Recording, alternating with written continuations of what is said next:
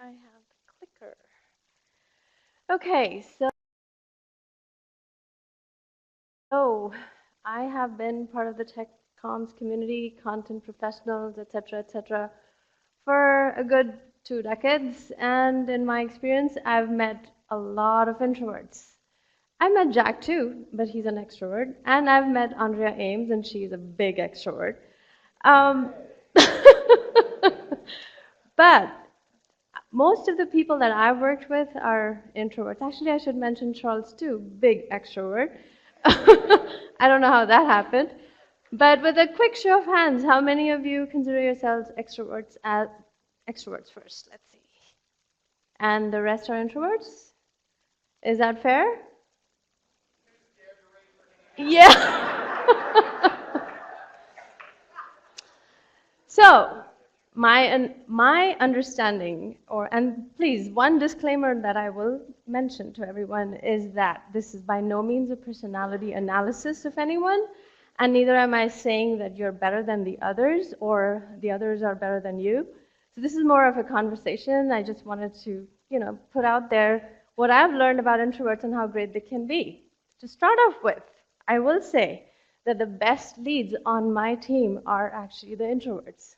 They are people who put in a lot of thought to what they do.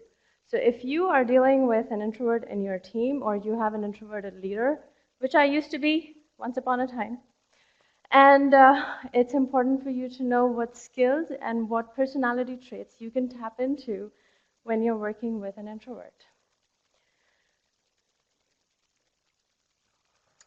When I started putting these slides together, I did a little bit of research on some of the very successful leaders who were or are introverts.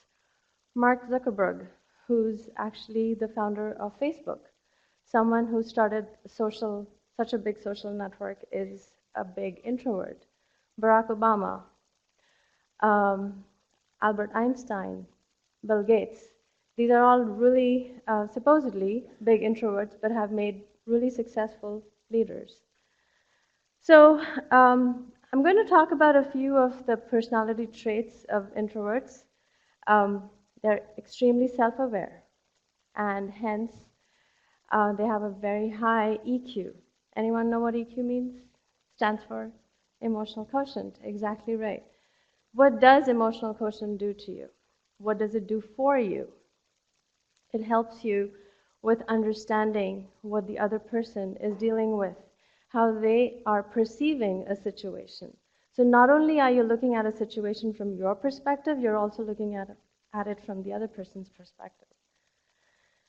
They're very keen observers, so even before you know it, they've probably judged you 100% in and out. They've made assumptions about you. They're like, are you this way or are you that way? It's all figured out. But they will not tell you what they're thinking. That's the important part. They're extremely speculative. So they'll be at work with you. This happens with me all the time.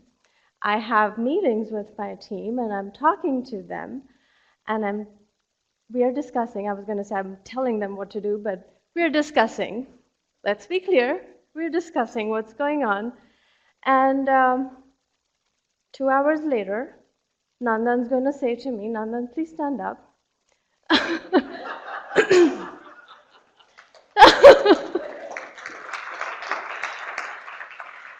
She actually sits right next to me, and she will say, you know, Eeshita, this didn't quite sound right. Well, why didn't you say that to me in the meeting? Well, I wanted to talk to you separately. That's what an introvert will do. But what you can do as a leader is create that environment for them to be open and be able to speak their mind. They do seek solitude. So the big difference between introverts versus extroverts, introverts will need solitude, they will need their alone time to recharge. Extroverts actually feel very energized in a group setting when they're talking to people, when they're listening to people.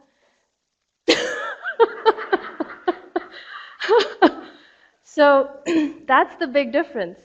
When I started managing, I remember thinking to myself, when is it going to be time for me to go home and I can just go sit in my room and not think about anything else? Well, the thinking is still continuing on. That's the funny part. But just didn't want to be around people. But after 10 years, I can't live without my team.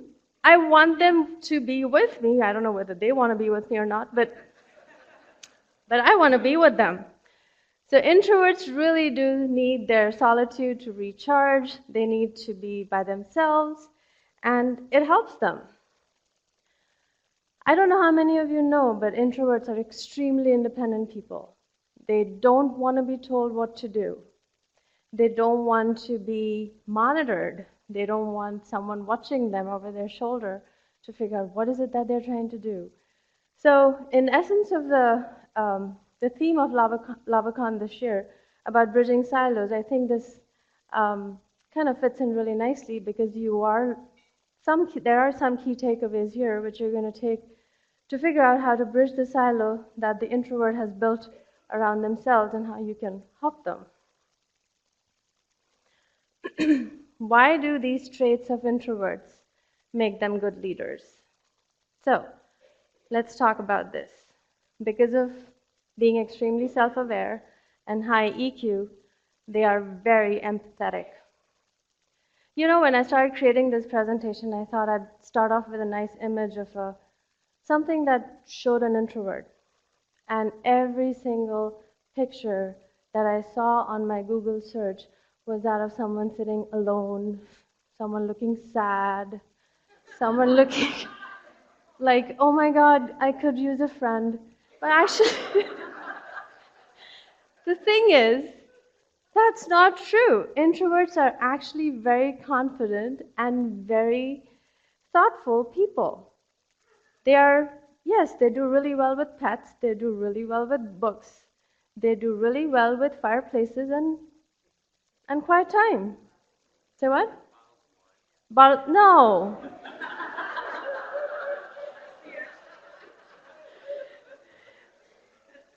But in that time by themselves, they are really thinking.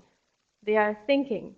I have one person on my team, and I don't know if Steve's watching, but I wish he is, because I love picking on him. I've known Steve for a long time, and the guy won't say a word. The whole day will pass, he will not say a word. And, and eventually, this was about last year, I think, I said to him, I said, Steve, you have so much potential, you can really do so many things. And his answer was, okay, if you want me to do it, I'll do it. I'm like, that is not what I want to hear. Because that sort of motivation is not going to scale. At some point in time, you're going to say, you know what, I'm done. I'm done listening to you. So you figure out what is it that you want to do, and let's work with that. And the recent change in his attitude and his actually, wanting to talk with his peers, which is like a 180-degree change, according to me. I'm sure he's kicking and screaming right now that I'm saying all this, but he is now becoming one of my top leads on my team, and he's going to be driving a lot of group activities, and he's going to be driving the team towards deliverables. This is one individual. If you have spoken with him about something, he will come back and give you a perspective about the situation that you could never have thought about. And that's where the empathy comes in.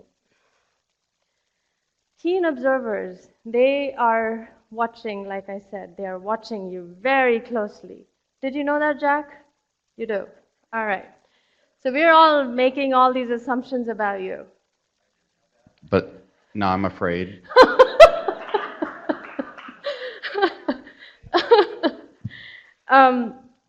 What happens when they're keen observers? Because of being a keen observer, you end up with a multi-perspective approach. There are ideas that are forming in their heads when there's a tool situation that I'm running into, or when there's a project situation that I'm dealing with. most oftentimes, my introverts are the ones who are going to come with a solution and say, hey, you know what? We might want to do it this way. Extroverts have their value too. Please don't feel left out. You guys are really awesome. But it takes all kinds, right? So, but yes, there are many times in my team of 24, 17 of them are self-proclaimed introverts, and they are absolutely comfortable with it. So the point is that, as a manager, as a leader, how do you draw out an introvert? What do you do to help them express, help them create a position in the team? They're not shy. You give them the opportunity to talk, they will not stop talking. So it's important, and even if it's a one-on-one discussion, it's worth it, because you will realize how much is going on in their heads. Because of being speculative, they don't act on impulse. These are people who will really think through things before they are going to buy a pack of Skittles. They will. That's the part that I find annoying, because I love Skittles, and every time I'm standing outside the vending machine, can I get this? And then, but on the contrary, if I see an introvert standing there, there's too much sugar, I don't think I want to do this, etc., doesn't happen. But the good thing is, they are not going to go off and blow off $1,000 of your budget just because they liked something. They seek solitude. And because of solitude, or wanting solitude, they get the thinking time they need.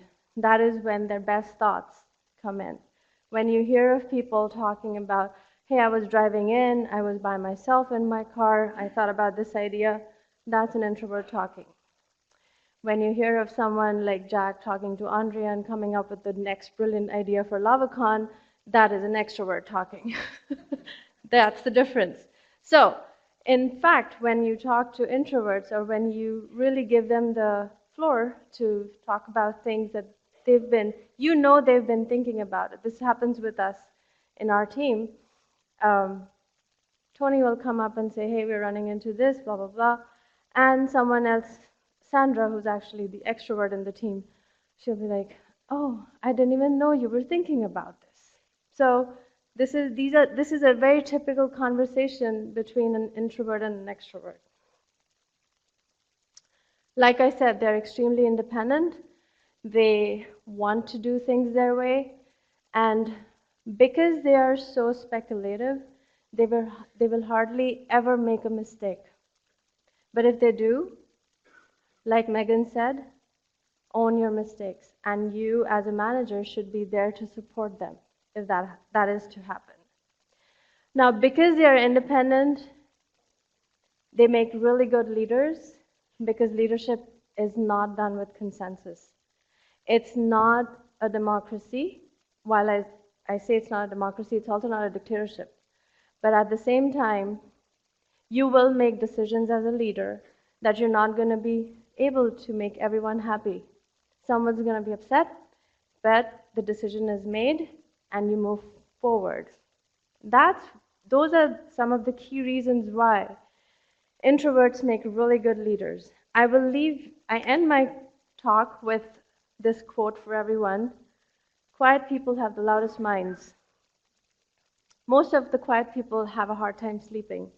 That's something that I've learned. It's because your minds are working overtime. So, any questions before I wrap up? Or, of course, I'm sure Jack can use the next few minutes. What are you implying, Eeshita? I'm sorry? What are you implying? I'm not implying anything. Oh, come on. You know how I hate being the center of attention. Stop that. All right, any questions for Eeshita? We do have a few minutes before the next presentation. No? Coffee. Coffee. Yes, question. Hold it close. So the discussion about introvert versus extrovert, recently I've heard this confusing descriptions of introverted extroverts and extroverted introverts that, I don't know if there's anybody who's definitely one or the other. So how does that work? my next 5 years, I'm going to do a degree in psychology and probably come back with a better answer for that. But the term that I typically default to is ambivert, AMBIVERT. It depends on it's more situational. If you're in a situation where you're surrounded with people you've known for a long time, you are an extrovert. But if you are around people you're meeting for the first time, you just got introduced and you're trying to figure out, beyond what the weather's like, or beyond what how's your coffee, that's where it's going to show whether how you adapt to your surrounding. And that's why I call it more situational. It depends who you're with. I can talk nonstop when I'm sitting with my team because I've known them for so long, but you put me in a group like this, it's going to take me a little while, even though you guys think I can't stop talking right now. But that's how I look at it. Felice, do we have a question from the virtual audience? Negative. All right. Tell them to start asking more questions. Did you get it? Duncan, come on down, please. And Barry, did you have a question before we wrap up? Yeah, just another way of saying the ambivert thing is I found there's many different types of introverts. And I have introverts who are very different from each other in the ways that they're introverted. I'm sure there are, yes. Absolutely. All right.